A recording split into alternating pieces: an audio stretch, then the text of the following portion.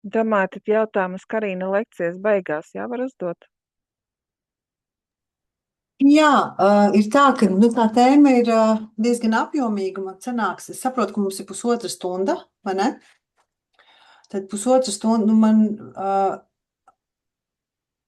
ja ir kaut kādi jautājumi, rakstiet pa vidu.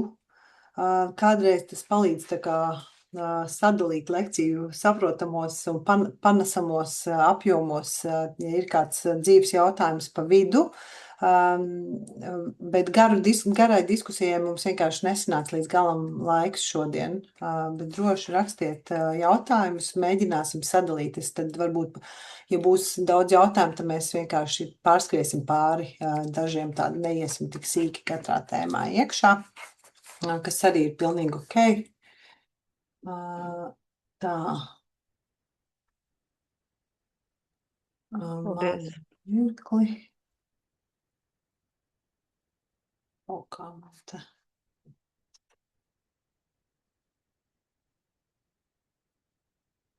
Tikai tā. Labi, man sanāca slideshows. Jums tagad jāsaka, vai jūs redzat? Redzams, ja? Jā, Karina, redzams. Ir pa visu ekrānu. Pareizi? Jā. Jā, super, ok. Tā, labi. Tad es sākšu ar to, ka es iepazīstināšu ar sevi. Es esmu bērnu psihiatre, bērnu slimnīcas, bērnu un jauniešu psihiskās veselības centra vadītāja. Es esmu arī dibinātāja, tas, ko minēja Līga jau pirms mirklīša.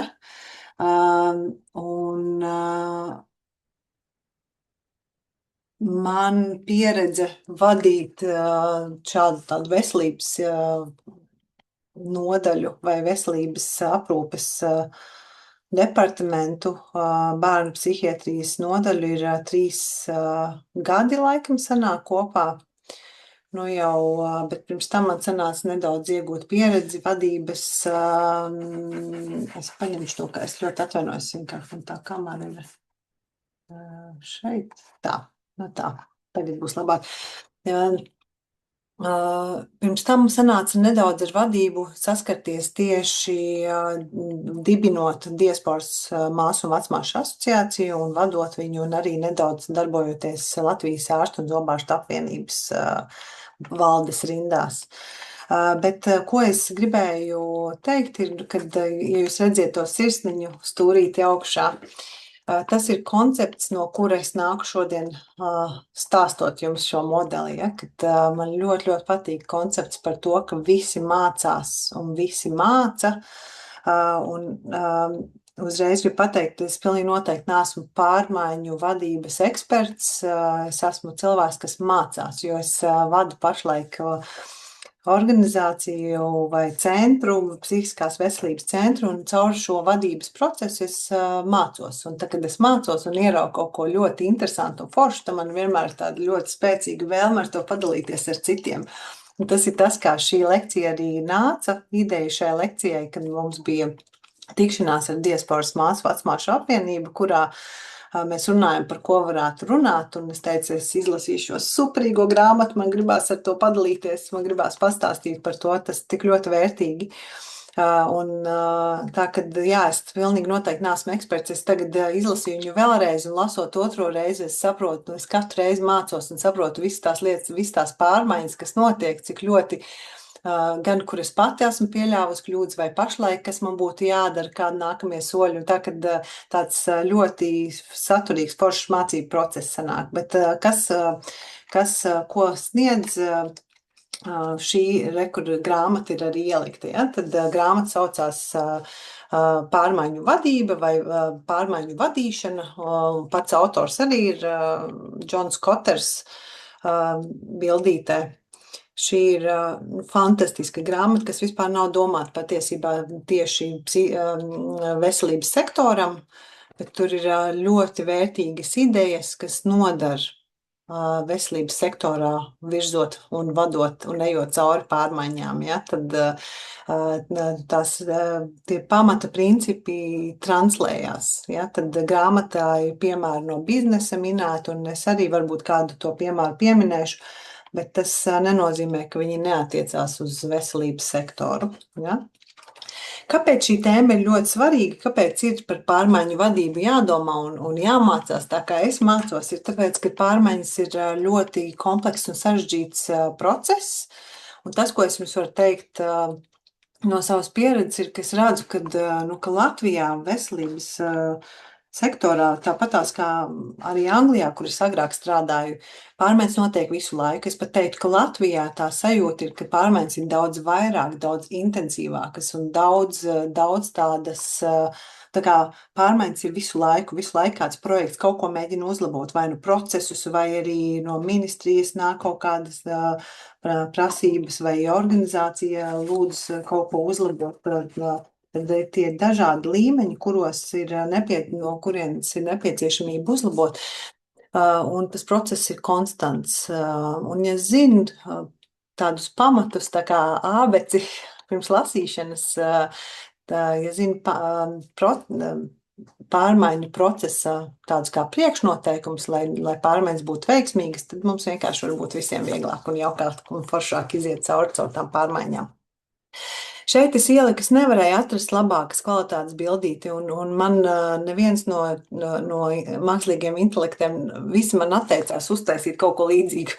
Pirmkārt sakot, šī bilde ir ļoti svarīga, tāpēc, ka tas parāda, nedaudz izskaidro arī vienu no tādiem konceptiem, ko es pati pēdējā laikā esmu iemācījusies par veselības sektoru, ka veselības aprūpes iestādes, sevišķi, ja tās nav privātas un mazas, bet tās ir kaut kādas lielas kā slimnīcas vai kaut kādi, nezinu, veselības iestāžu ķēde, piemēram, tad šīs lielās organizācijas, viņas nav sarežģītas vienības. Ja? Jūs redziet atšķirības starp sarežģītām sistēmām un kompleksām sistēmām, tad pa kreisi tā bildīte attēlo sarežģītas sistēmas, kas būtu raksturojams kā sistēmas, kurās mēs ļoti labi varam paredzēt to ieejas vārtus. Viss process sākās ar šo, un tad viss lineāri un paredzami notiek. Ja viss notiek pareizi, tad mēs zinām, ko mēs dabūjam ārā. Pieņemsim motors. Motors ir ļoti sarežģīta sistēma, tur ir daudz dažādi elementi, bet mēs zinām, ka, ja mēs iedodam ar aizdedzi ieslēdzam un iedarbinam, piešķiļam, iedodam elektrību, mēs ļoti labi zinām, kas tieši notiks, kāda būs notikuma secība, un beigās mēs zinām, ka tā mašīna sāks darboties, vai ne, un viņa sāks braukt uz priekšu.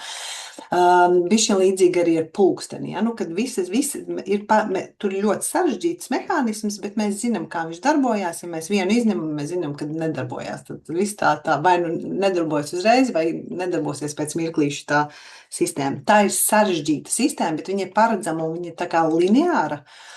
Veselības sektors un liela veselības organizācijas, kā piemēram bērnu slimnīca, kurā es strādāju, ir kompleksas sistēmas. Tās nav lineāras, nav tā, kad mēs zinām, kad vienam elementam ieejot sistēmā, otrā pusē iznāks ārā kaut kas pārveidots. Ja? Tā nav, ir ļoti sarežģītas attiecības starp cilvēkiem, starp departamentiem, starp notikumiem. Vienam cilvēkam esot nedaudz savādākam, nekā mēs esam pieraduši strādāt uzreiz, daudz kas izmainās, ja? Tā arī sistēmā, kas mums mūsu pakalpojumā, kā mēs uz to reaģējam. Lūk, tā, kad veidojot izmaiņas un pārmaiņu procesus nevis sarežģītās, bet kompleksās sistēmās, ir ļoti grūti paredzēt to, kas notiks. Ir ļoti grūti paredzēt, ja es izmainīšu šo lietu, vai kuri departamenti, vai kuri cilvēki, vai kādi aspekti manā veselības organizācijā un sabiedrībā pat varētu tikt skarti. Ja? Un jo mēs labāk mācāmies par pārmaiņu procesiem, jo mēs šī kompleksajā, ļoti neparedzamajā vidē varam labākas pārmaiņas novadīt. Tālūk. Tad ka, jā, konstants pārmaiņas. Es domāju, ka arī tie, kas pieslēgušies no ārzemēm, piekritīs, nu, ka pārmaiņas veselības sektorā konstantas ne tikai tāpēc, ka mums gribās sakārtot savu sistēmu, bet arī tāpēc, ka ir daudz procesi apkārt, kas notiek, kas pieprasa pārmaiņas. Ja? Ir visādi jauni klājumi un jauni procesi, globāli notikumi, kas pieprasa, ka mēs uzlabojam savu pakalpojumu, ko mēs sniedzam. Un tās pārmaiņas ir konstantas, un viņas būs konstantas, tāpēc labāk mācāmies kopā. Grāmata, principā, grāmatas varbūt nedaudz pirms es pastāstu par to, kāpēc pārmaiņas neizdodas, kas ir tā, ar ko es tā kā sākšu visu to garo teorijas stāstu. Es varbūt nedaudz pakāpšos atpakaļ uz Džonu Koteru, lai iepazīstinātu. Viņš ir, šī grāmata ir uzrakstīta 96. gadā. Kas man bija liels pārsteigums, likās, kad varētu būt, ka šī teorija kaut kad nesenos gados izkristalizēta un noformulēta, bet patiesībā nē, viņa ir uzrakstīta 98. gadā. Tas, kas ir izmainījies, ir vairākas versijas grāmatai, viņi ir uzlaboti, jo autoram vienkārši pienākus klāt daudz plašāka pieredze. Un līdz ar to tas saturs arī ir nedaudz pamainījies, ja, atkarībā no tās pieredzes, bet viņš ir profesors Harvardas universitātē un ir pašam savs uzņēmumu, biznesa konsultēšanas uzņēmums. Tātad viņš konsultē biznesus vai lielus uzņēmumus pārmaiņu vadībā. Tā, kad pieredze ir liela, un ir arī kaut kāda pierādījuma bāze savākusies par šo teoriju. Nu tā, kāpēc pārmaiņas neizdodas? To, ko tā autors saka, viens no tādiem sākuma faktoriem, viņš saka, ka pirmkārt mēs esam diezgan apmierināti ar to sistēmu. Ja? Mēs esam diezgan apmierināti, vai mums viss ir labi, tad kāpēc mums būtu kaut kas jāmaina, ja mums viss ir labi? Mēs esam bezrūpīgi, pašapmierināti. Ja mēs esam bezrūpīgi un pašapmierināti, tad būs ļoti grūti kaut kādas izmaiņas vispār organizācijā vai mūsu departamentā, vienībā novadīt. Kas vēl? Var būt tā, ka netiek izveidota jaudīga virzītāja komanda vai tāda kā darba grupa, kas virza pārmaiņas. Ja nav šīs jaudas, tad pārmaiņas vienkārši neizdosies, jo nebūs, kas virza viņu, vai arī neusticēsies cilvēki. Var nebūt skaidrs vīzijas, nesaprot, labi, mainam, viss ir slikti vai vajadzīgs pārmaiņas, bet uz ko mēs ejam, un tas virziens, karoks vai nākotnes mērķis, uz ko mēs virzamies, nav skaidrs, nav saprotams, tad arī var pārmaiņas neizdoties.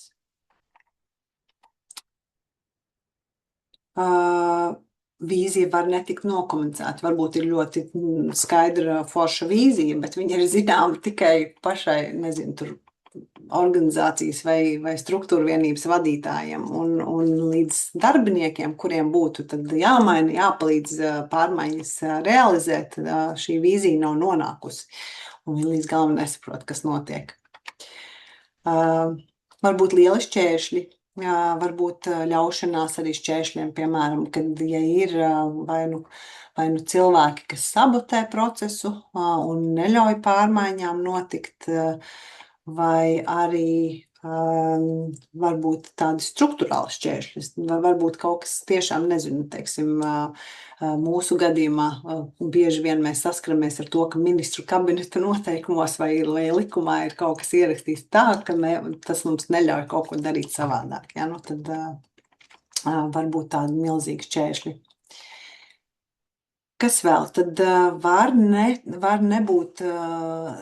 netikt sasniegt īstermiņa ieguvumi vai tādas tā kā nelielas uzvaras, kas palīdz parādīt visiem tiem skeptiķiem, kas ir sakrājušies mums par ceļam, ja mēs ieviešam kaut ko. Ja ir daudz skeptiķi, tad var gadīties, ka ja mēs gana ātri nedabūjam kādu foršu rezultātu, lai parādītu, ka ne, šitais var strādāt, tad skeptiķi vienkārši uzvarēs.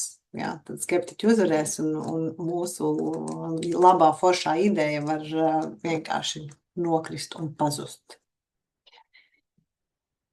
varbūt pāragri paziņota uzvara, kad jā, ir kaut kas, mēs esam sasnieguši pirmos kaut kādus pārmaiņu procesus, mēs esam panākuši, kad ir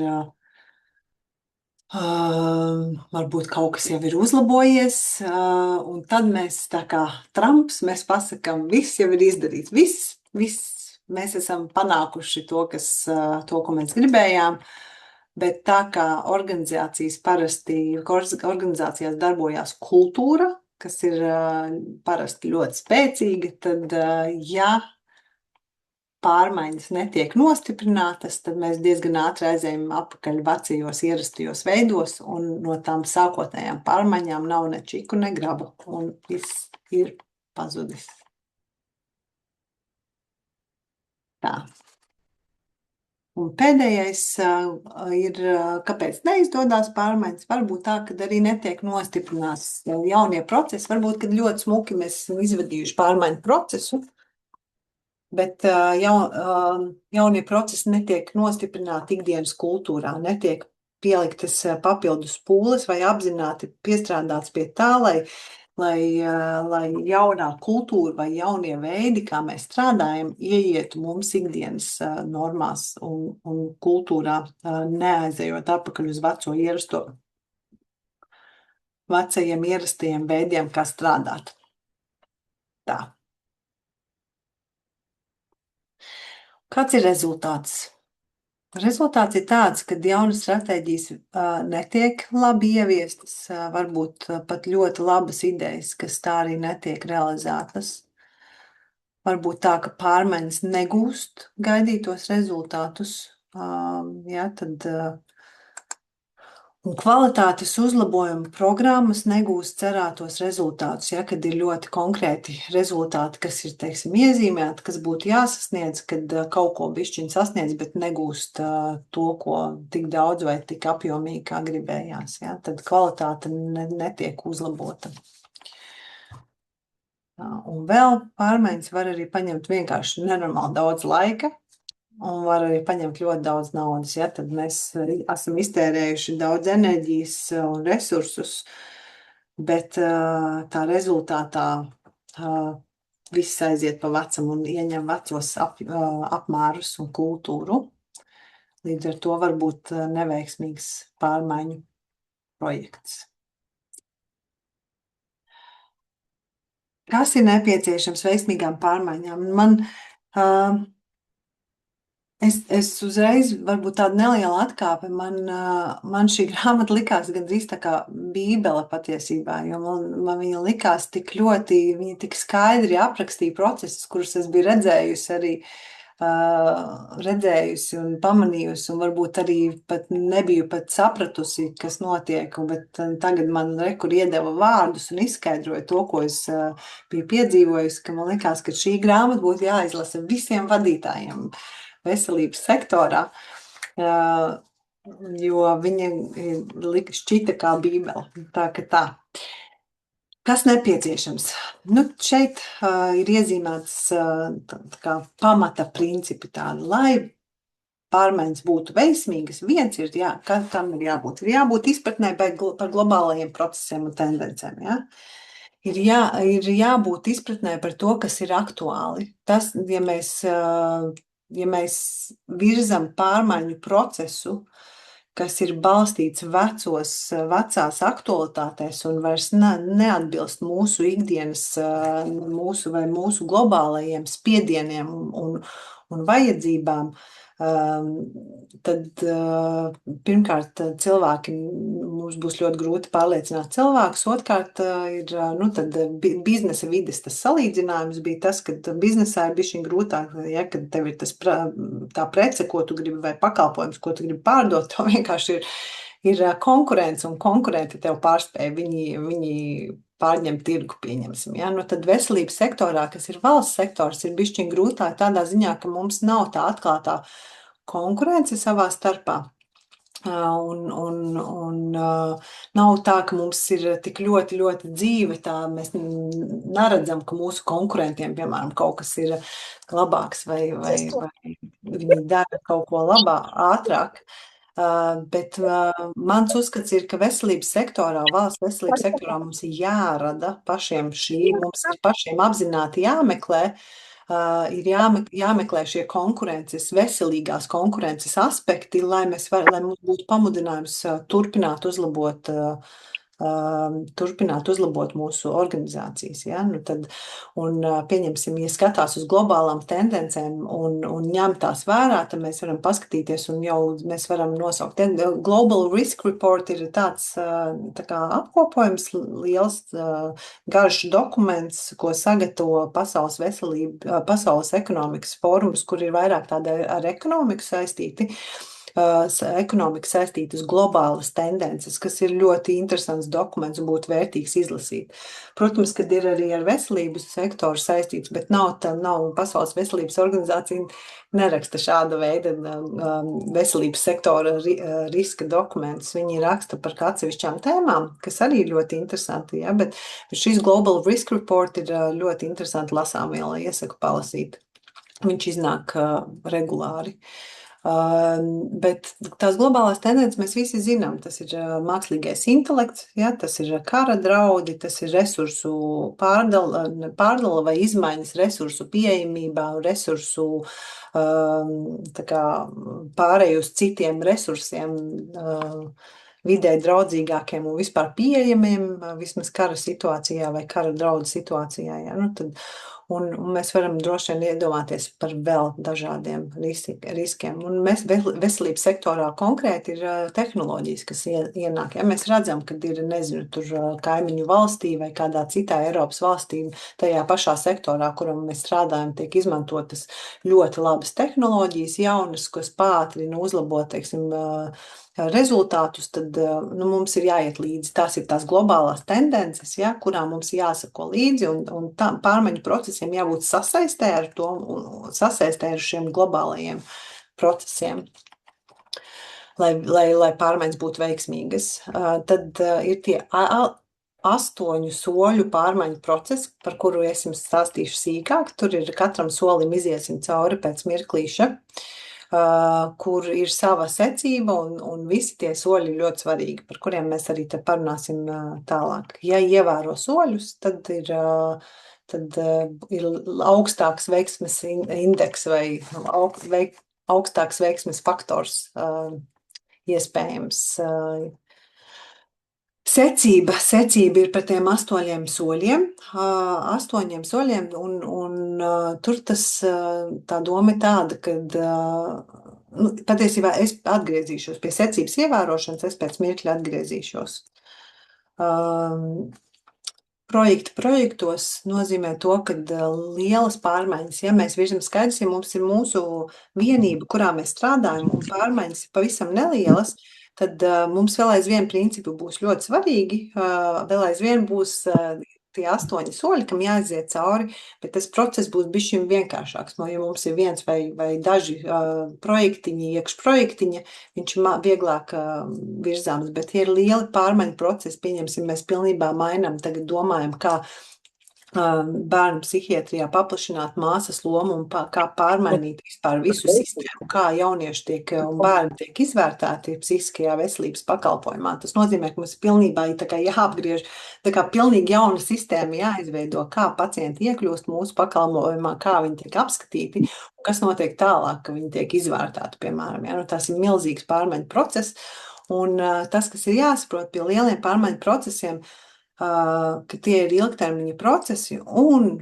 tajos ilgtermiņa procesos iekšā ir daudz mazi atsevišķi projektiņi. Ja? Tā kā šeit ir iezīmēts, katrs no tiem klucīšiem krāsainajiem ir atsevišķi process vai projekts, lai panāktu, teiksim, izmaiņas, lai es varētu panākt, ka mēs izmainām veidu, kā mēs strādājam, lai padarītu mūsu pakalpojumu pieejamāku. Man ir ļoti daudz mazāki projektiņi jāizdara, pirms es varu panākt, kad, teiksim, māsas pieņem pacientus un konsultē un sniedz zemes intensitātes psiholoģisku pakalpojumu, ko viņas pašlaik nedara, piemēram. Ja? Lūk, tad jāatcerās, ka lielām pārmaiņām parasti ir daudz mazi projekti, un jāsaprot, ka tie mazie projekti vēl aizvien ir daļa no lielāka, no tā kuģa, kas iet uz priekšu, pārmaiņu kuģa, kas vēlās nonākt kādā stacijā. Nu, tad pēdējais faktors, ko viņš saka, autors saka, ka ir ļoti, ļoti svarīgi saprast, kas ir līderība un kas ir vadīšana, ja, vai menedžēšana. Ir ļoti labi jāsaprot, jo abas šīs lomas ir ļoti, ļoti svarīgas. Tā. Nu, tad tie 8 Kotera soļi, ko viņš ir nodefinējis. Šeit ir 8 Kotera soļi. Tas, ko Koters saka tā, viņš saka tā, ka un šeit jāskatās tā kā no apakšas. Ja? Pirmais solis ir tas, uz kā mēs uzkāpjam, tā kā uz pakāpienu. Viņš saka, ka no sākuma mums vispār ir jāredz steidzamības sajūta. Ja? Sajūta, ka vispār pārmaiņas ir vajadzīgas. Jo, ja visi būs, kā tur bija tajā bildē, ka visi būs tādi pašapmierināti, visiem viss būs labi, tu nekādas pārmaiņas nevarēsi ieviest, ja visiem viss būs labi. Tālāk ir jāveido koalīcija vai vadošā pārmaiņu komanda, kura reāli tad virzīs, kuri būs tie karoga nesēji, kuri virzīs pārmaiņas un izies cauri pārmaiņu procesam. Ir jābūt ļoti skaidri nodefinētai vīzijai. Tā vīzija ir ļoti labi jākomunicē, tas jau 4. solis. Ja? Tad ir ļoti skaidri jānokomunicē, viņi efektīvi jānokomunicē, lai cilvēki saprot, kas ir tas pārmaiņu process, kam mēs ejam visi cauri un kas pašlaik notiek. Tā kā. Un tad, kad tas ir izdarīts, tad, vai arī pareizāk sakot, kad tiek komunicēta tā vīzija, tad ir jārada vide, kurā cilvēki var iesaistīties un būt daļa no šīm pārmaiņām. Tā ir iespēju došana, ja, kad tā darbinieku iespējošana, kas ļauj darbiniekiem tad iesaistīties un kļūt daļai no pārmaiņu procesa. Par ātrajām uzvarām es minēju. Bez ātrām uzvarām neko panākt īsti nevar. Ja mēs gana ātri neparādam, kad šis strādā, kaut kas maziņš, ko mēs varam izdarīt, kas parāda, kad šis var strādāt, tad cilvēkiem pazūd ticība un būs grūti turpināt. Un tad, kad mēs esam sākuši dabūt tās mazās uzvariņas, mums ir jāsāk arī nostiprināt. Mums ir tie ieguvumi vai jaunās pārmaiņas, jaunie veidi, ko mēs esam iedibinājuši, mums viņi jānostiprina. Jo, kā es minēju, kultūra ir ļoti spēcīga, viņi aiziet apakaļ uz veciem veidiem. Mums cilvēkiem ir tāda ļoti spēcīga tendence atgriezties pie vecajiem ieradumiem. Tā ka nostiprināt jaunos veidus, kā mēs strādājam, ir ļoti, ļoti svarīgi. Un tad pēdējais solis ir jaunās kultūras noturēšana. Tas, ko autors, kā viņš sadalīs šos soļus, ir 3 tādās kā stadijās. Pirmā stadija ir, kas tie pirmie 4 soļi ir no apakšas, ir soļi, kas tā kā atsaldē esošos ieradumus un status quo. Tad nākamais ir, ka mēs tad tikai reāli sākam ieviest tās jaunās rutīnas un rīcības, un pēc tam mēs nostiprinam to, ko mēs esam izveidojuši, ja? vai tā kā noturam iegūto. Bet es par katru soli pastāstīšu atsevišķi sīkāk, ja? Tas šis ir tikai, lai ieskicētu.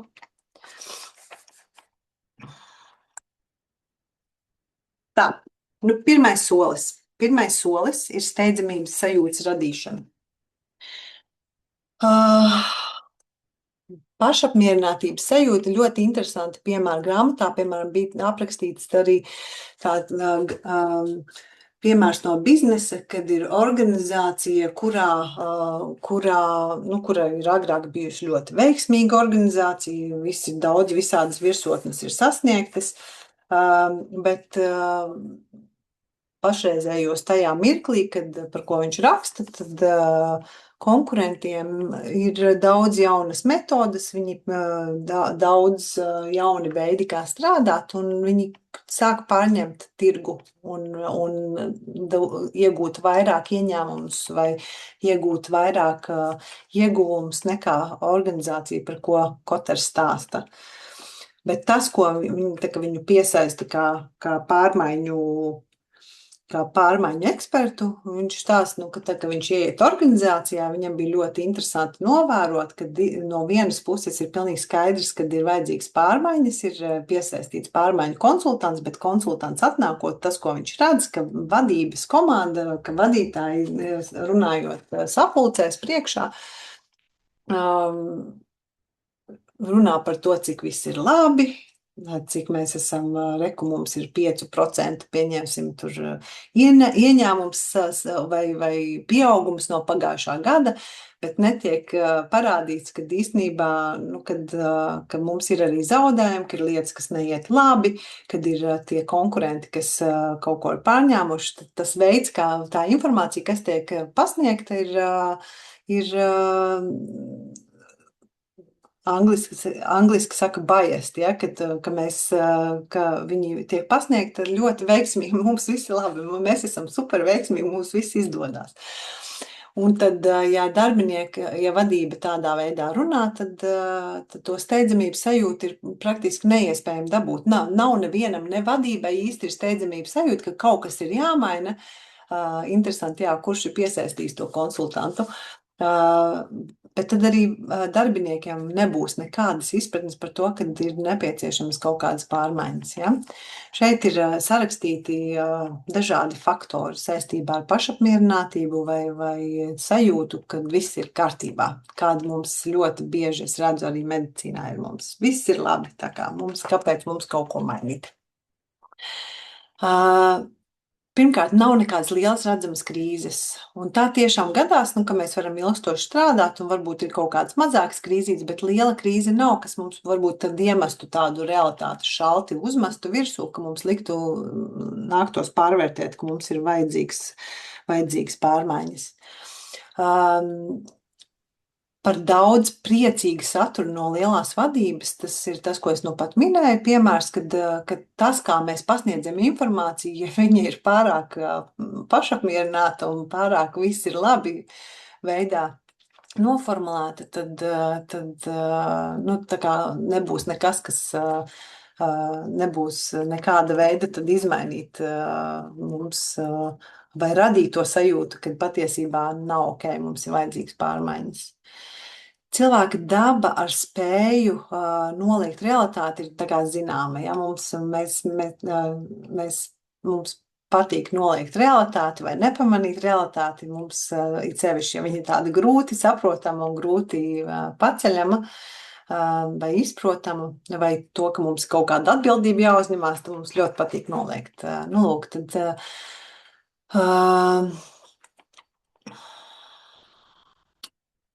tā vēl pie situācijas, ja cilvēki ļoti aizņemti un stresā, tad mums ir viegli nepamanīt tās lietas, kas nenotiek, vai nepievērst uzmanību tām lietām, kas nav ok un kas būtu jāmaina. Vēl ir tāds princips, kā nošaut ziņnesi vai vainot ziņas nesēju. Mums nepatīk runāt godīgas un atklātas runas. Mums ir arī, teiksim, komunikācijas trūkums vai vide, kurā nav vispār nekāda konfrontēšanas. Ja vide ir tāda, kur nemēdz, teiksim, kur nav ok, teiksim, norādīt, ka vispār jau īstenībā mūsu nezinu, tur nodaļā infekciju kontrolas rādītāji nemaz nav tik labi, piemēram, ja, tad ja mēs zinām lietas, bet par to nerunājam, mums nav kultūra, kurā mēs jūtamies droši konfrontēt šādas lietas un varbūt arī tad pieprasīt, ka mums ir labāki rezultāti, ja, tad tas uztur arī pašapmierinātību. Varbūt tā, ka nav vispār vai arī nav pietiekams snieguma izvērtējums, nav nekādi, teiksim, procesi, kurā ir atgriezeniskā saite, vai tādas supervīzijas vai kaut kāda izvērtējuma, kurā tiek novērtēts par to, kā departaments, nezinu, teiksim, kā darbinieki vai kā departaments performē, kādi ir rezultāti. Ja nav standarti, ja tiem neseko līdzi un netiek pieprasīti, ka tiek ievēroti, tad kāpēc, kāpēc man par to uztraukties tad? Arī iekšējās mērījuma sistēmas, ja neeksistē, vai arī varbūt gadīties tā, ka ja iekšējās mērījuma sistēmas, piemēram, tie kritēriji, kas ir jāievēro departamentiem, viņi ir ļoti šauri un vērst uz kaut ko vienu, pieņemsim, nezinu, mūsu pakalpojumā ir ļoti izteiktas grūtības ar pieeju, piekļūstamību. Ja, mums ir milzīgas rindas, lai iekļūtu mūsu pakalpojumā, bet, teiksim, mūsu gada atskaitē vai kādā atskaitē pie vadības, ja mums vienmēr ir iespēja pasniegt informāciju par visu citu, kas mums iet labi, ja, teiksim, parādīt, jā, bet mums ir kur mēs esam uzlabojuši to un to, vai mēs esam uzlabojuši to un to, un ja nav nekādi konkrēti tādi vispārēji lieli mērījumi vai kritēriji, kur ir jāievēro, kas ir būtiski, pieņemsim, pakalpojumu pieejamība, ja, vai pacientu apmierinātība. Ja tam neskatās līdzi, tad ir ļoti viegli aizmālēt acis ar tādiem ar mazām, ar citām veiksmēm, kuras, protams, ir ļoti foršas, bet nav nekāda, ir bezjēdzīgi, ja mums, nezinu, ir milzīga rinda, un mēs neesam varējuši ar to rindu tikt galā, un pacienti vispār netiek iekšā mūsu pakalpojumu. Tālūk. Kas vēl var uzturēt pašapmierinātību? Organizācijas struktūras, kas vērš darbinieku uz šaurākiem mērķiem un iznākumiem, ja? Tas bišķiņ sasaucās ar to iepriekšējo, ja? Tad varbūt tā, ka vienkārši organizācija ir uzbūvēta tādā veidā, ka mēs nemaz nedomājam par lielo mērķi, par pacienta labūtību, piemēram, ja? Mēs domājam par kaut ko ļoti vienu, tur nezinu, ka pacients operāciju zālē nokļūst tādā un tādā laikā un iziet ārā, un mēs nedomājam, ka īstenībā viss cits ap to operāciju zāli ir, tur bijis, teiksim, slikta pieredze. Ja nav augsti standarti, ja ir zemi snieguma standarti, ja netiek uzstādīti un teiksim, noturēti un pieprasīti augsti standarti, tad arī diezgan viegli ir dzīvot tādā pašapmierinātībā. Atkal, kāpēc mums kaut ko mainīt un par stresot, ja mums ir viss labi, jo standarti ir diezgan zemi. Protams, ka var būt arī tā, kad kādreiz, ja, kad ir par daudz redzamu resursu, un tad, ja mēs redzam, ka viss kaut kas ir pieejams, tad jau mums viss ir labi. Mums medicīnā gan bieži tā negadās. Tā. Es paskatos, vai nav kādi jautājumi drošības pēc.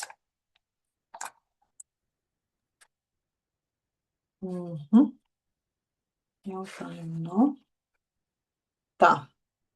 Kā paaugstināt trauksmes sajūtu? Tātad es atgādināšu, tas ir pirmais solis. Tas ir pirmais solis, kas ir nepieciešams un bez kā nevar iztikt, lai uzsāktu pārmaiņas organizācijā vai pārmaiņas struktūra vienībā, jebkādas. Mums ir jārada steidzamības sajūta vai trauksmes sajūta par to, ka pārmaiņas ir nepieciešams. Un ja mēs neradīsim savos darbiniekos šādu steidzamības sajūtu, mēs varam necerēt, ka viņi mums palīdzēs realizēt un palīdzēs tagad iziet cauri pārmaiņu procesam un ka viņi darīs kaut ko savādāk. Mēs varam aizmirst. Ja? Tad veids, kā mēs varam, kas ir tas, ko mēs varam darīt, lai paaugstinātu trauksmes sajūtu, mēs varam radīt krīzi, mēs varam ļaut notikt krīzēm, teiksim, pēdējā brīdī tās neglābjot, kas ir, protams, jāskatās, kas ir tas konteksts saistībā ar pacientu drošību, tas nebūtu ok, bet ja tas ir kaut kas strukturāls, kaut kas, kas neskar tieši pacienta drošību, droši vien tas var tikt apsvērts, teiksim. Tas autors vismaz to min kā iespējamību, ja? Ka mēs varam ļaut lietām vienkārši sabrukt vai nenotikt, vai rasties tai krīzē, uz kuras bāzes mēs tad varam atsaukties. Uz to mēs varam atsaukties, lai uzsāktu pārmaiņu procesu. Kādreiz tas ir nepieciešams, ja savādāk nevar. Mēs varam uzstādīt augstākus standartus. Mēs varam uzstādīt augstākus standartus un mērķus, ko nevar sasniegt jau ar esošo sistēmu. Ja? Mēs pasakam, mums mums jāsniedz tas un tas, bet lai to sasniegtu, parasti ir vajadzīgs tad, kaut kādi pārmaiņu procesi, un tas tad rada spriedzes sajūtu vai trauksmes sajūtu cilvēkos. Ja? Var vēl viens veids, kas man, piemēram, arī bija tās ļoti nozīmīgi izpratne, ka ir jāsāk dalīties biežāk ar datiem, ar pacientu pieredzes, ar klīnisko iznākumu, ar finansiālajiem datiem. Ir jārāda cilvēkiem tie dati, un rādot datus, mēs patiesībā, tas ir tas brīdis, kurā nokrīt tā ignorēšana, vai no vienas puses it kā visi zināja, kad ir tās garās rindas, bet tajā brīdī, kad sāk rādīt cilvēkiem, cik ļoti, ļoti garas rindas, un kad mums, un it sevišķi, ja vēl izstāsta ar kādu īstu stāstu vēl par pacientu, tad var sasniegt cilvēkus daudz labāk. Ja? Tad daloties ar stāstiem un ar datiem, regulāri, ne tikai vienu reizi, bet regulāri daloties ar aktuālo informāciju, kas pastiprina cilvēku sajūtu par to realitāti, ja, kas būtu jāmaina, pieņemsim. Tur skaidrs, ka grāmatā tiek caur biznesu stāstīts, tas visu pagriezta piemēra par to, ka teiksim, ir kritums ieņēmumos vai, nezinu, darbinieku mainība vai kaut kas tam līdzīgs. Mums veselības sektorā tas ir, tad mēs ļoti labi, es varu entos iedomāties dažādus datus, kurus būtu vērtīgi manai vadības komandai un maniem darbiniekiem redzēt, lai es varētu virzīt pārmaiņu procesus. Kā vēl mēs varam paaugstināt trauksmes sajūtu? Mēs varam uzstāt, ka darbinieki regulāri runā ar neapmierinātiem klientiem. Mēs varam tā kā paņemt tos mūsu darbiniekus un nolikt viņus pie tiem. Manā gadījumā, teiksim, ja mans pārmaiņu process šī gadījumā ir, mēs esam uzsākuši pakalpojumu pieejamības projektu, ja, kas ietver milzīgas izmaiņas manā struktūra vienībā. Tad noliekot manu darbinieku pie cilvēka, kurš ir tikko iestājies rindā un uzzina, ka viņam jāgaida ir 1,5 gads, ja viņam tikko ir, nezinu, tur nesen sākušās psihiskās veselības traucējumi bērnam, un tad redzēt tās reālās sāpes un to satricinājumu vai ciešanas, kas ir cilvēkiem, tā neziņa, ka viņi nespēja saņemt palīdzību, tas ir viens no veidiem, ja? Kad mēs tā kā liekam cilvēkiem ar realitāti saskarties. Var piestrādāt pie dubulto standartu mazināšanas. Ja? Tad pieņemsim, ja tiek mazināti izdevumi, tad kas mēdz gadīties kā problēma ir, kad nezinu, mums ir taupības režīms, mums visiem ir jāsavalk josta un mums ir jāskatās vairāk, kā mēs organizācijas līdzekļus tērējam, bet ja tajā pašā laikā vadība, piemēram, lido ar privātām lidmašīnām, kas veselības sektorā tā negadās, bet vēl aizvien veselības sektorā var gadīties visādi, nezinu, tur dārgas struktūra vienības izveide, kas varbūt nebija tik ļoti vajadzīga, vai mēs redzam, ka nesaskan tā vadības uzvedība vai vadības rīcība neiet saskaņā ar to procesu, mēs varam mazināt tāda veida notikumus. Ja? Mēs varam mazināt tāda veida šos dubultos standartus, kas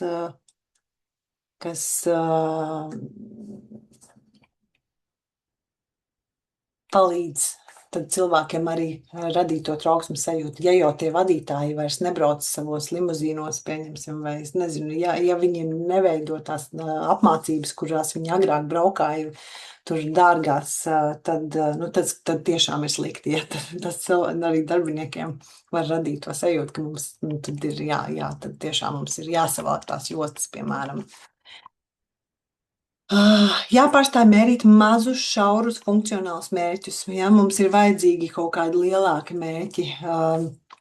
Tas, ko mēs sapratām, piemēram, ar šo, tagad mēs gan esam pašā projekta sākumā, bet tā atklāsme, kas man nāca un arī cilvēkiem, ar ko mēs kopā šo uzsākām, ir, ka mums ir jāmēra pareizās lietas. mēs visu laiku esam skatījušies uz rindas garumu, bet tie mērījumi neatbilst patiesībā. Ir daudz, ka tā sistēma ir daudz sarežģītāka, un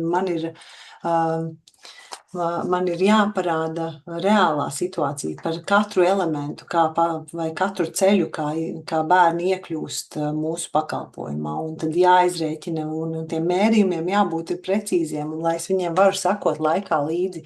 Jo, ja es veikšu uzlabojumu procesu, man būs ļoti svarīgi izmērīt un redzēt to, kad tiešām tas piekļūstamība uzlabojās. Ja? Tad, kad ir tas piekļūšanas laiks samazinās. Tad ir ļoti svarīgi, ka jābūt ļoti pareizi nodefinētiem, parādītiem tiem mērījumiem, kam mēs sekojam līdzi. Viņiem ir jābūt adekvātiem un jāparāda reālo bildi, nevis tādi, tā kā jāpaliek tiem ļoti izlasītiem, viegli dabūjamajiem mērķiem, ko ir viegli parādīt, kad ir labi. Ko vēl var izmantot konsultantus? Veselības sektorā bišķiņi ir retāk, tas notiek, bet nav tā, ka vispār nav dzirdēts, kad izmanto konsultants, kas ir pārmaiņu konsultanti, ja? Vai palīgi kaut kādi, kas ienes vadības sapulcēs realitāti, kas parāda to reālo situāciju, kas tad, nezinu, teiksim, vadītāju vidū vismaz ceļ to trauksmi un tad palīdz viņus mobilizēt un uz kaut kādu pārmaiņu procesu. Var regulāri dalīties darbiniekiem ar nākotnes iespējām, jo plašāk, tad, nezinu, viss, ko varētu sasniegt, kas ir tās lietas, uz ko mēs varētu, kā varētu izskatīties mūsu nākotnē, ja mēs izietu cauri pārmaiņu procesam. Tālūk. Tā. Tad krīžu loma, krīžu loma...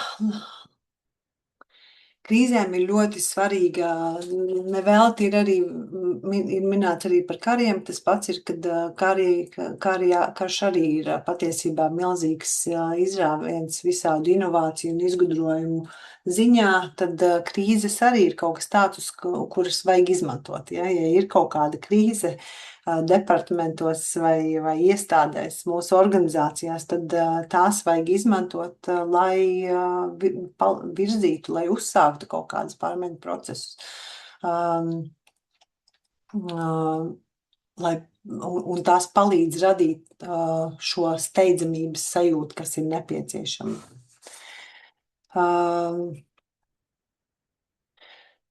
Kas ir ļoti svarīgi? Svarīgi ir vidējā un zema līmeņa vadītāja loma, ja, jo tie būs tie, kas vistuvāk būs tām reālajām pārmaiņām, kas notiks organizācijā. Tad tieši vidējā un zema līmeņa vadītāju vidū ir ļoti svarīgi celt šo steidzamības sajūtu un izpratni par to, ka pārmaiņas ir nepieciešamas. Cik steidzamības ir ok?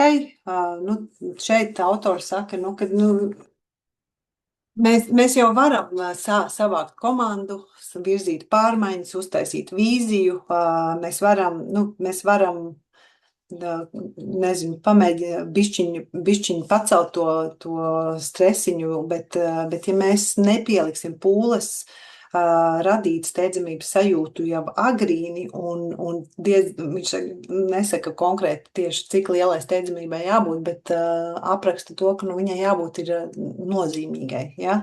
Mums ir jābūt tai nozīmībai, tā steidzamības sajūtai visiem, lai mēs vispār varētu iet tālāk ar nākamajiem soļiem. Jo, ja mēs varam teorētiski, tas ir iespējams, un tas pat arī notiek, un tas ir tie neveiksmīgie gadījumi, ja, kad ir savākta darba grupa, un tiek virzītas pārmaiņas, ir vīzija uztaisīta, tiek komunicēta vīzija, un mēs visu jau virzam pārmaiņas, bet reāli nav nekāda steidzamības sajūta vairumam darbinieku, un ir tikai daži cilvēki, kuriem tā steidzamības sajūta ir radusies, tad tās pārmaiņu process vienkārši nokritīs, nesācies līdz galam, ja? Tad neko nevarēs panākt.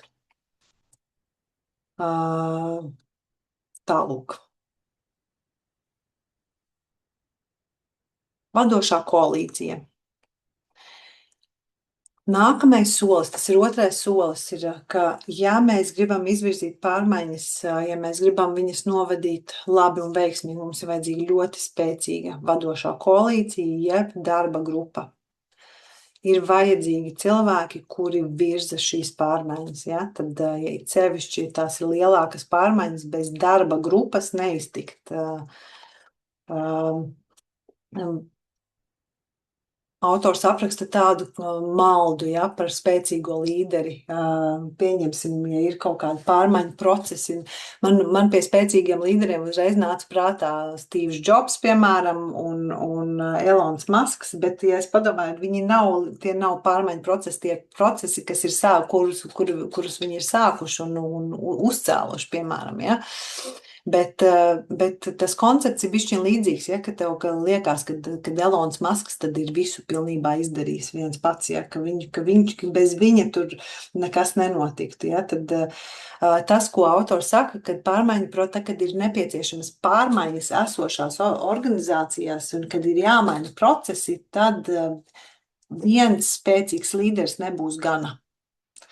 Nav, un tas ir malds, ka ja mums ir viens spēcīgs, ļoti harizmātisks vadītājs, kad viņš tad izvirzīs tās pārmaiņas, novadīs un viss būs ļoti forši.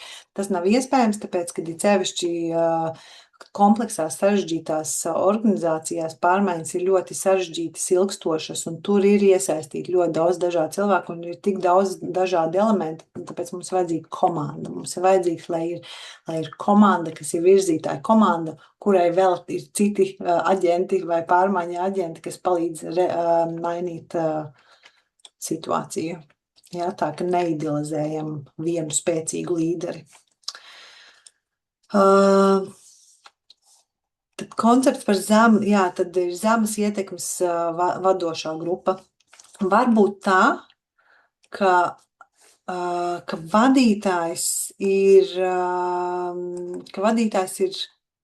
ar zemu ietekmi, ja? Tad vai tās nevis vadītājs, bet tā grupa, darba grupa, kas savācās, kas tiek savākta, viņi tiek savākta no cilvēkiem, kuri ir, protams, ka viņiem ir jauda, viņiem ir enerģija, viņi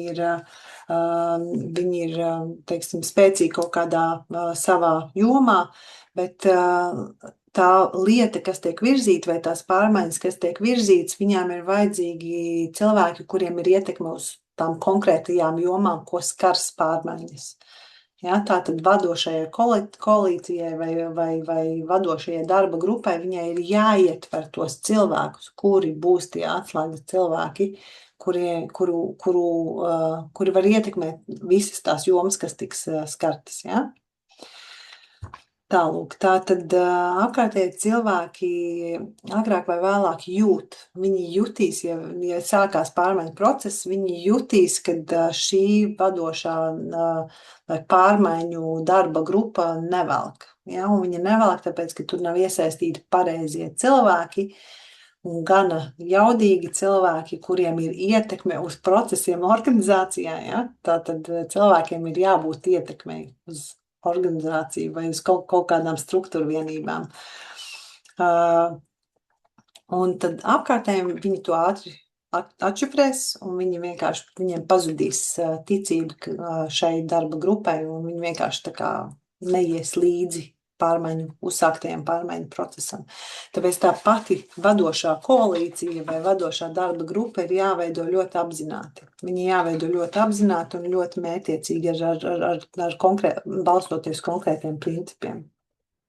Tas, ko autors raksta, ir, kad postmortem, ja, vai tad, kad pārmaiņu process nomirst, var parādīt, ka bieži parāda, ka darba grupai, kas nav izvirzījusi veiksmīgas pārmaiņas, varbūt nebijis, ka viņiem nav bijis iespējams vainu piekļuve cilvēkiem, kuri var ietekmēt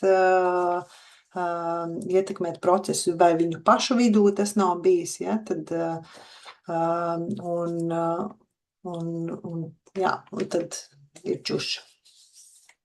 Nu tā. Vēl viens aspekts ir par to, kad viens ir tas par ietekmi, otrs ir tas, kad ir jābūt uzticamības faktoram. Ka tie cilvēki, kas darbojās darba grupā, viņiem ir jābūt, cilvēkiem ir ir jāuzticās, ka šie ir tie cilvēki, kas zina kaut kādas konkrētas lietas, ja? Kad viņiem ir kaut kāda izpratne par lietām. Tātad skaidrs, ka vienam cilvēkam nebūs, bet tāpēc ir tā komanda, kurā ir pārklājums ar prasmēm, zināšanām, izpratni, ietekmi. Un ja šī darba grupa ir veidota veiksmīgi, un tajā ir cilvēki, kuriem ir augsts uzticamības līmenis, tad viņiem būs daudz vieglāk pārliecināt cilvēkus, ka viņiem jāiet cauri šīm pārmaiņām, ja? Kad mums ir jāiziet cauri šim pārmaiņu procesam. Tā, kas vēl? Vēl komandas nozīmība mūsdienu situācijā, ja? Tad tas, kas grāmatā tika minēts piemērs par to, kad organizāciju izveidoja fantastisks, jaudīgs līderis, biznesu uzcēla, kurš bija tur, kurš bija ļoti zinošs savā sfērā, viņš ļoti labi arī prata visu ar finansiālo pusi, jo viņš bija gan līderis, gan menedžers, ja, ka viņš varēja visu kaut ko iznest ļoti forši, bet tad, kad bija jāsāk pārmaiņas, tad tādā veidā viens pats līderis, tas, kā viņš bija vadījis līdz šim, īsti nestrādāja, ja. Tad bija jābūt tai komandai apkārt, ja, lai varētu iznest cauri pārmaiņas. Un tur nedaudz sīkāk tas arī sasaucās ar līderību un vadības prasmēm, ar ko es pēc mirklīšu tad pastāstīšu. Tā. Šie ir tie pamata principi. Pamata principi. Viens ietekmes veidošana. Tas, kā mēs veidojam vadošo koalīciju vai darba grupu, ir mums jādomā, vai mēs esam iesaistījuši gan daudz atslēgas cilvēkus. Tātad cilvēkus, kur ir svarīgi, ja, kaut kādu, lai kuriem ir ietekme, kuriem ir izpratne, vai viņi ir īpaši, vai viņi ir kaut kādi, teiksim, vienību vadītāji.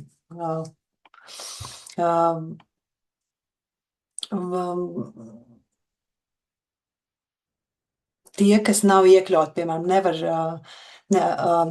jā, tas arī bija faktors, ja, ka vai tie, kas nav iekļauti, ja, tad ja mēs nevaram visus iekļaut, mums būs tā komanda jāveido no kaut kāda cilvēku kopuma, kas būs mazāk nekā tie citi vadītāji, kas vispār eksistē. Visi vadītāji, kas eksistē, piemēram, vai cilvēki, kas eksistē organizācijā. Tad mums jādomā, vai tajā komandā, ko mēs esam izveidojuši un esam iekļaujuši, pirmkārt, vai tur ir īstie cilvēki, bet mums jādomā par tiem, kurus mēs neesam iekļaujuši. Ja? Tad mums jādomā, vai ārpus komandas tie, kas ir palikuši, kas nevirza un nav pārmaiņu vadības komandā, vai tie nav ļoti jaudīgi cilvēki, kur var ļoti smuki nobluķēt mūsu procesu. Ja? Tātad mums jādomā par to, ko mēs iekļaujam iekšā, ja? Vai viņi ir gan ietekmīga, bet vai arī tie, kas ir atstāti ārpus vadošās koalīcijas, vai viņi nav super ietekmīgi un īstenībā, lai cik ietekmīgi varētu būt mūsu vadošā koalīcija, tas, kurš ir atstāts ārpus šīs vadošās koalīcijas, viņš var nobluķēt visu mūsu procesu, piemēram, agrāk vai vēlāk. Mēs domājam, vai šī komanda, ko mēs esam savākuši, vai viņiem ir ekspertīze, vai iesaistītiem ir dažādi pieredzes punkti vai redzes punkti, ja, vai viņiem ir dažādas prasmes, piemēram, nepieciešamā disciplīna iziet cauri šim procesam, vai viņiem ir darba pieredze, vai viņiem ir konkrētā specialitāte, ja tāda mums ir vajadzīga, teiksim, ja viņi ir ļoti specifiski tie pārmaiņu procesi. Viss tas, kas mums ir nepieciešams un vajadzīgs uzdevumu citu noprezentēšanai citiem cilvēkiem, lai mēs varētu adekvātus lēmumus pieņemt, kas ir saistīti ar pārmaiņu procesu. Ja? Tātad ekspertīze, vai mums ir vajadzīgā ekspertīze tajā vadības komandā, ko mēs veidojam. Mēs domājam par to, vai mums ir uzticamība. Jā, es jau minēju par to, ka jābūt ir augstam uzticības līmenim, vai vadošajā darba grupā ir iesaistīti gan daudz cilvēku ar labu reputāciju tieši konkrētajā organizācijā, ja, kuri uzticās. Varbūt ir laba reputācija, bet citā organizācijā, pieņemsim, jauns vadītājs, kas ir atnācis, un tā šim jaunajam vadītājam viņš vēl nav uzbūvējis konkrētajā organizācijā uzticamību, tad viņam būs grūti ļoti ietekmēt procesus. Tātad jāliek klāt kādi citi, kuriem darbinieki uzticās, ja? Tad, lai tā uzticamības līmeni tieši šī konkrētajā organizācijā celtu. Un vai mums ir līderis jādomā, ja? Vai darba grupā ir gana daudz patiesībā nevis līderis, bet līderi, jo līderības prasmes būs ļoti, ļoti vajadzīgs un būs tāda viena arī schēmiņa, kuras parādīšu. Tā, es skatos uz pulksteni un man arī es redzēju, ka ir vēl kaut kādi jautājumi. Tā.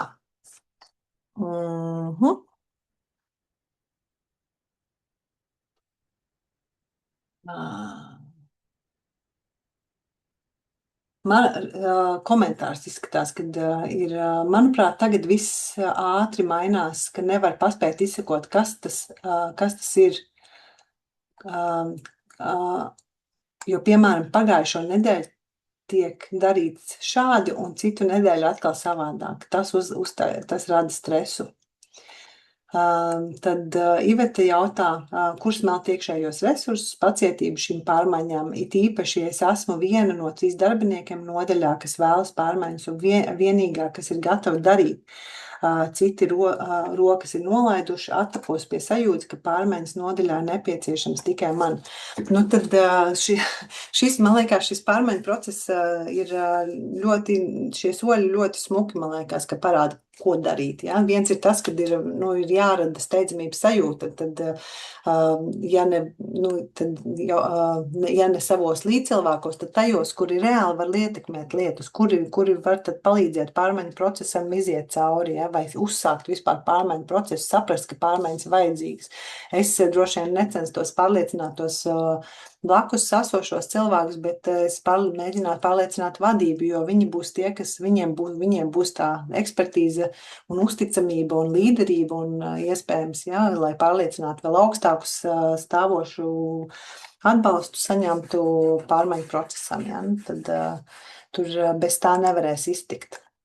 Nu tā, kur ir parādīta schēmiņa, ko es teicu par līderību un vadības ekspertīzi. Ja? Tad jūs redzat 4 kvadrātiņus. Ja šeit, piemēram, ja ir maz līderības prasmes, bet ir daudz menedžeri vai vadītāji, reāli kas notiks, ja? Tad būs daudzi, kas varēs visu kaut ko nokontrolēt un saorganizēt, bet nebūs neviens, kas to vīziju visu laiku skandēs un stāstīs.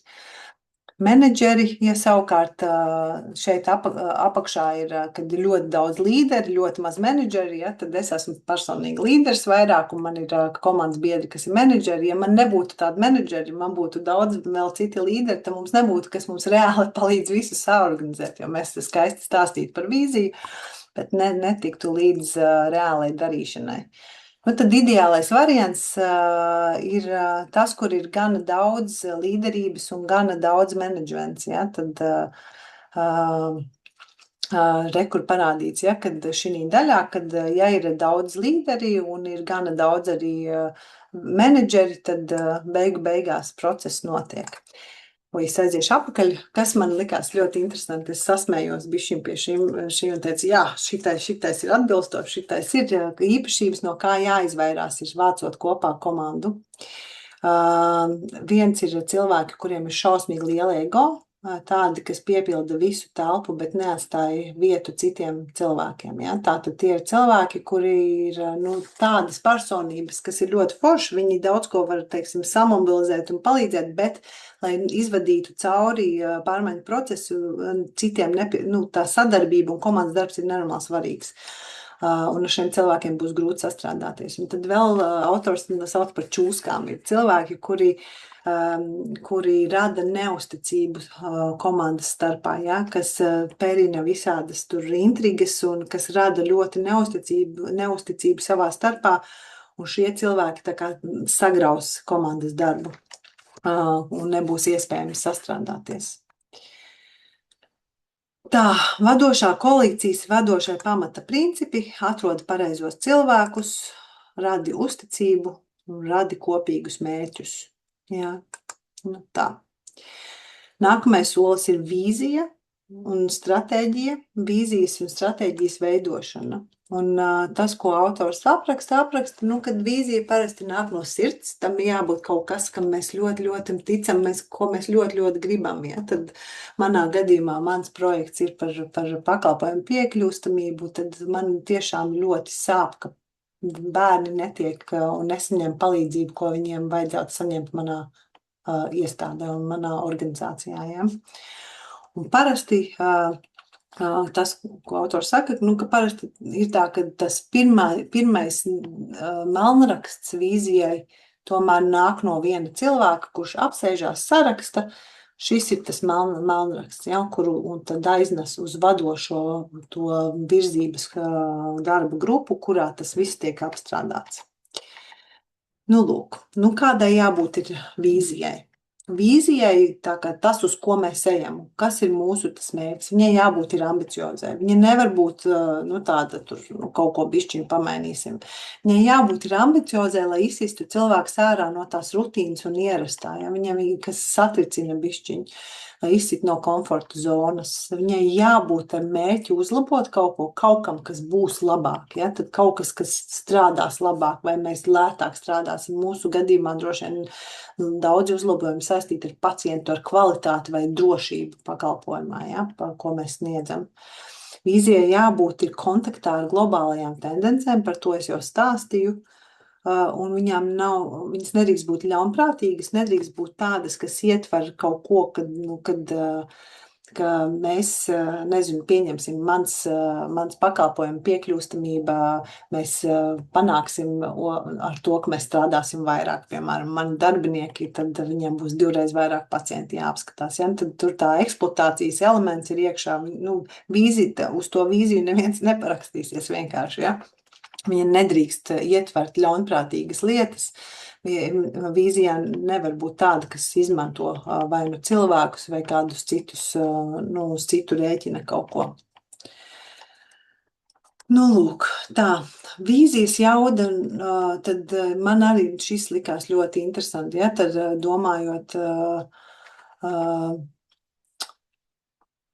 par spēkiem, kas uztur status quo organizācijā. Tad, ja runā par es jums parādīšu, tad, ja ir autoritāra vadība, tas, ko viņa dara, viņa principā mierīgi var uzturēt status quo, fantastiski, ļoti labi. Ja mēs mikromenedžējam savu iestādi vai savu organizāciju, tad mēs varbūt nedaudz varam tikt cauri tam status quo, bet mēs nevarēsim tikt tās pārmaiņas novirzīt dikti tālu ja mēs teiksim katram, kas tieši jādara un prasīsim, kāpēc tu kaut ko neizdarīji un sakosim līdzi un tāda tikai menedžēšana, ja? Tad ar līderību un ar ļoti skaidru vīziju mēs varam izlausties cauri status quo un patiesībā novest cilvēkus pie pavisam citiem veidiem, kā strādāt. Mēs varam tās pārmaiņas novirzīt daudz, daudz tālāk. Ja mēs balstamies uz līderību un ejam ar vīziju, ja mums ir ļoti laba vīzija, tad mēs panāksim, ka cilvēki var sekot mums un ies uz to pašu mērķi un vēlēsies tās pašas izmaiņas, kuras mēs gribam. Ja? Un kāpēc tā ir? Tas ir tāpēc, ka katra pārmaiņa saistās ar to, ka cilvēkiem būs kaut kas jāmaina uzvedībā, viņi kaut ko zaudēs, viņiem būs nērtības, jo būs jādara savādāk, un tas nav forši mainīt uzvedību, nav forši izmainīt, tagad kaut ko darīt savādāk, man tagad ir jāmācās atkal viss no jauna, ja? Bet ja man ir ļoti forša, laba vīzija, ja mēs varam panākt, ka cilvēki saprot viņu, un ja viņi tic viņai, tad viņi būs gatavi šīm nērtībām iziet cauri, jo viņi gribēs sasniegt to vīziju. Ja? Tā. Veiksmīgas vīzijas īpašības ir, kur smuki uzrakstīts. Ja? Tad ir jābūt tā, ka vīziju mēs spējam iedomāties, viņai jābūt pievilcīgai kaut kam, ko mēs gribam, ka visi sasniegt kaut kas ir tāds patīkams vai vēlams ļoti. Viņai jābūt sasniedzamam, nevar būt pilnīgs kaut kāds kosmos, kaut kas tur, es nezinu, ka mums jālido uz mēnesi, piemēram, vai kaut kas pārāk nesasniedzams. Viņai jābūt mērķētai, tā tad jābūt ļoti skaidram mērķim, tā kā ir ar virzību, ja? Viņai jābūt gana vispārīgai. Vīzija nevar būt viņai jābūt gana konkrētai, lai mēs zinām to virzienu, bet viņa nevar būt tāda, kas pasaka tieši konkrēti, kas jādara, jo tas tā kā paņem no cilvēkiem viņu autonomiju un viņu spēju patiesībā rast ļoti labus risinājumus, kas varbūt būs pavisam savādāk, nekā mēs būsim vīzijā ierakstījuši. Ja? Tad viņai jābūt gana vispārīgai, lai cilvēkiem atstātu vietu, kā rast risinājumus. Viņai jābūt arī ļoti labi komunicējamai. Viņa nevar būt pārāk sarežģīta, pārāk tehniska. Tā. Vīzijas radīšanas process. Pirmā mānraksta radīšana ir tas, tā kā tu bija iepriekš teikts, ka parasti tas ir viens cilvēks, kas uzraksta pirmo mānrakstu, tad mēs aiznesam uz vadošo darba grupu, kurā mēs izdiskutējam, izējam cauri visādiem jautājumiem, jā, bet kā būs ar to un kā mēs to darīsim, tā kā daudz visādi tā kā noslīpēšanas, kas nepieciešami, ja, lai mēs varētu iet tālākos soļus vīzijas radīšanā, mums ir jāiesaista komanda, un tā komandas iesaist varētu nebūt tikai tā darba grupa, varbūt, ka ir jāiesaista patiesībā arī paši lietotāji vai citi darbinieki, lai varētu vēl labāk noslīpēt vīziju. Lūk, un tad saglabājot mūsu to sirds, to sāpi, ko mēs gribam labot, un ja mēs saglabājam prātu, loģisku domāšanu, tas ir ļoti svarīgi, jo vīzijas nodefinēšanas process ir ļoti sarežģīts. Un to es arī nesen redzēju, kā bērnu slimnīcā 5-gadu stratēģija tika virzīta. Ja. Ir pilnīgi skaidrs, ka tas bija ļoti sarežģīts process, kā nonākt līdz, kā izkristalizēt stratēģiju un jaunu vīziju uz nākamajiem 5 gadiem. Tas process var būt ļoti nekārtīgs un ļoti haotisks, 2 soļi uz priekšu un 1 atpakaļ, kā autors raksta, ja? Bet tas ir normāli un tas tā var tiešām būt. Ja? Un tas laika rāmis, ka nekad vīzija to neizdosies izdarīt vienā reizē, tas būs ļoti grūti to izdarīt. Gala produkts ir arī tā kā ir jānoformulē, lai kāds process būtu iziet cauri, lai cik cilvēks mēs iesaistītu, mums ir kā pēdējiem solim jābūt tam, ka mēs viņu uzrakstam, un mēs esam nodefinējuši, un tā nodefinētā vīzija ir kaut kur redzama un pieejama un tiek komunicēta pēc tam, ja? Tad tas nākamais solis. Nākamais solis, komunikācija, vīzija, tā kā mēs viņu nodefinējam, mums viņu ir arī jānokomunicē.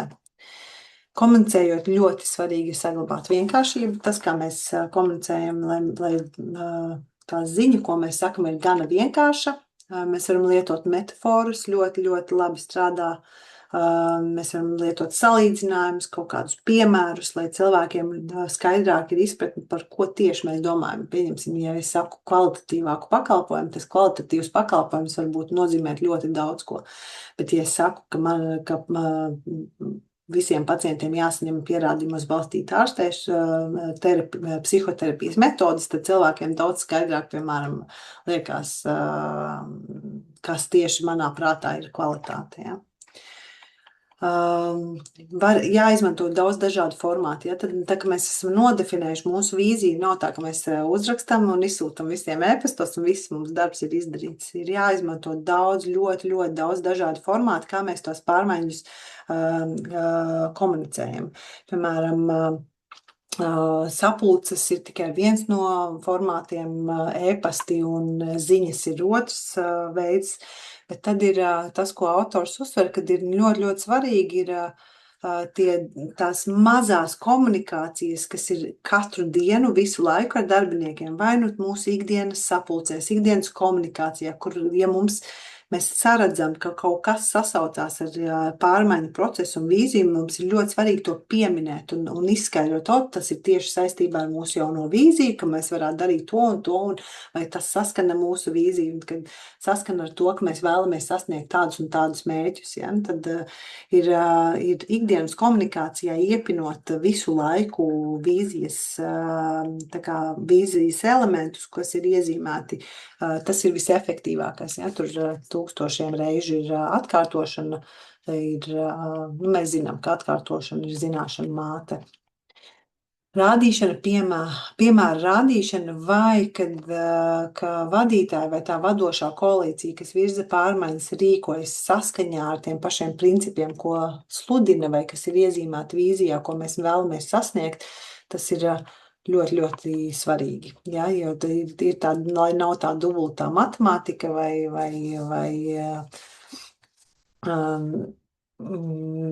saka vienu, bet dara pavisam kaut ko citu efekts, kas pilnībā tad iznīcina jebko, kas ir radīts līdz šim, un cilvēki var negribēt sakot pārmaiņu procesam.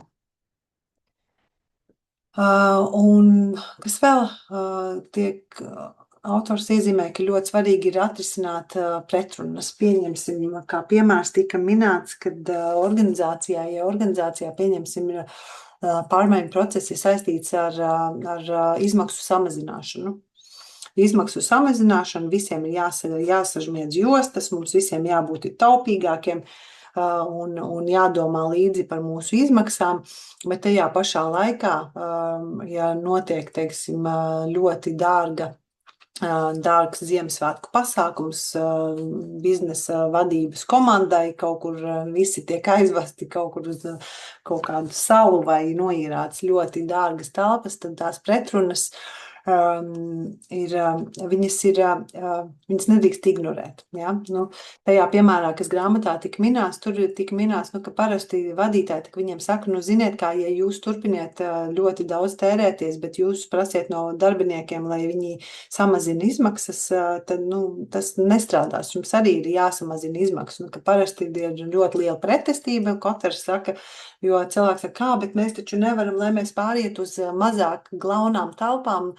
Tas arī ir milzīgas izmaksas.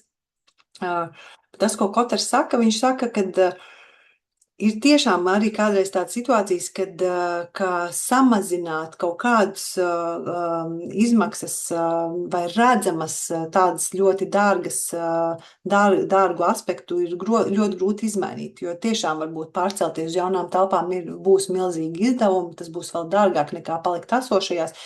Viņš saka, bet tas ir tieši tas, ko es saku, jums ir par šīm pretrunām jārunā, jums ir darbiniekam jāpasaka, mēs izskatījām veidus, kā pārcelt mūsu ofisu uz lētākām telpām, bet mēs sapratām, ka tas ir saistīts ar pārāk lielām izmaksām saistītām, mēs to apzināmies, un mēs vēl aizvien turpinam meklēt veidus, kā samazināt izmaksas saistībā mūsu ļoti dārgo ofisu, piemēram. Ja? Ka vienmēr sakot, ka mēs pasakam, ka mēs zinām, ka šis ir pretrunā ar mūsu vīziju, bet mēs meklējam veidu, kā samazināt to pretrunu. Un klausies un tiec uzklausīts. Tas, protams, ļoti daudz laika paprasa, bet virzot pārmaiņas un komunicējot vīziju, ir jāspēj arī dzirdēt to, ko cilvēki atpakaļ saka. Ja? Ir jābūt tai divvirzienu komunikācijai, un tad tas ir tas, kas man likās interesanti. Ja viens ir tas, ka vīzija, veidojot vīziju vadītāji, vadošajai koalīcijai, darba grupai būs ļoti daudz laika iziet cauri, iziet prātā.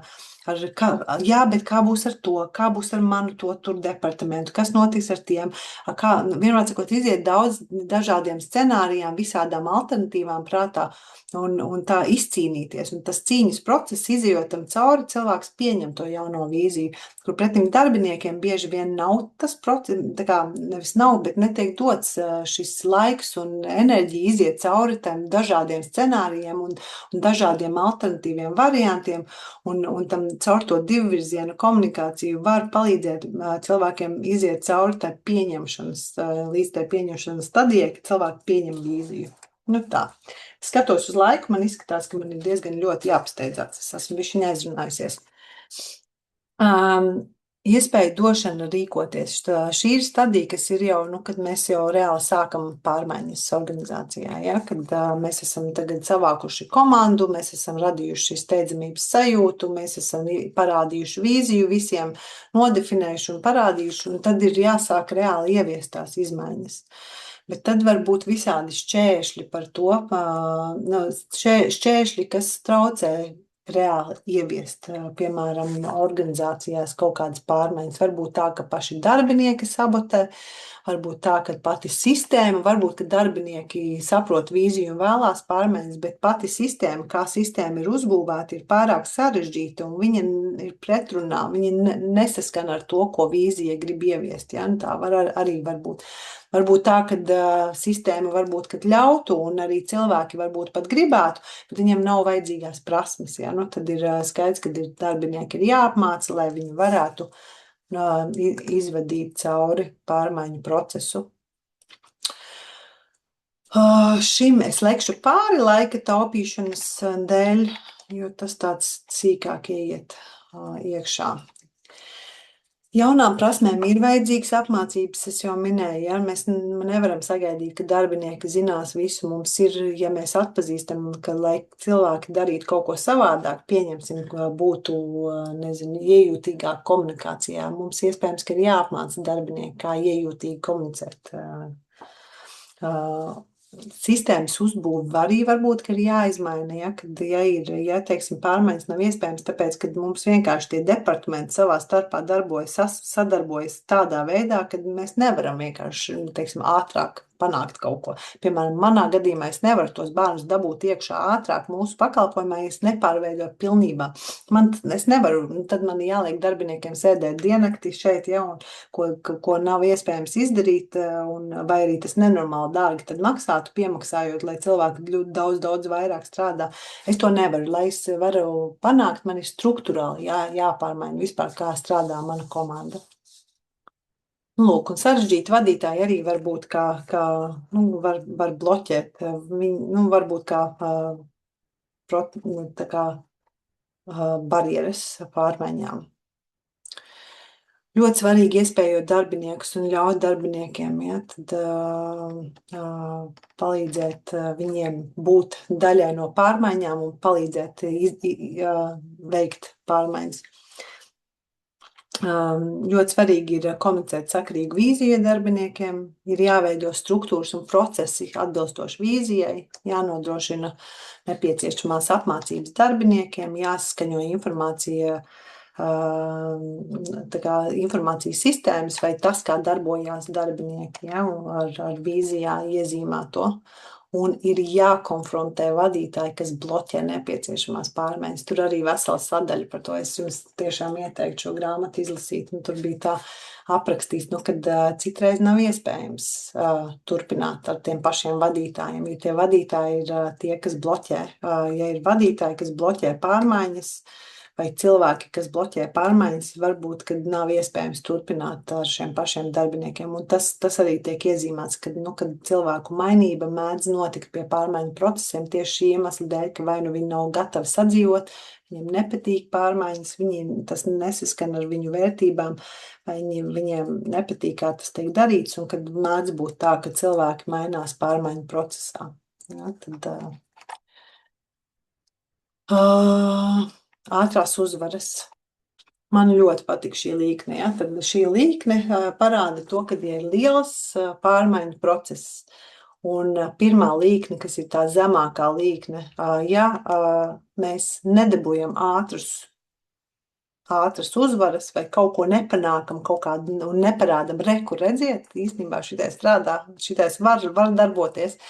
Tad pārmaiņu process aiziet, tas veiksmes faktors ievērojami krītās. Ja mēs dabūjam tos pirmās ātrās uzvaras, tad viņš ir daudz veiksmīgāks, var panākt daudz vairāk pārmaiņas, bet tas, kas ir svarīgi, tie īstermiņa ieguvumi jāturpina iegūt ir. Ja? Tad, tur bija rakstīts, kad gadi, ja? Tad milzīgs pārmaiņu process, ja pirmā gada laikā nav pirmās veiksmes, ko parādīt, tad ir grūti. Bet rekur rādīts, kad principā ik gadu jābūt kādam veiksmes stāstam pārmaiņu procesā, lai parādītu, lai motivētu cilvēkus turpināt sekot pārmaiņu procesam.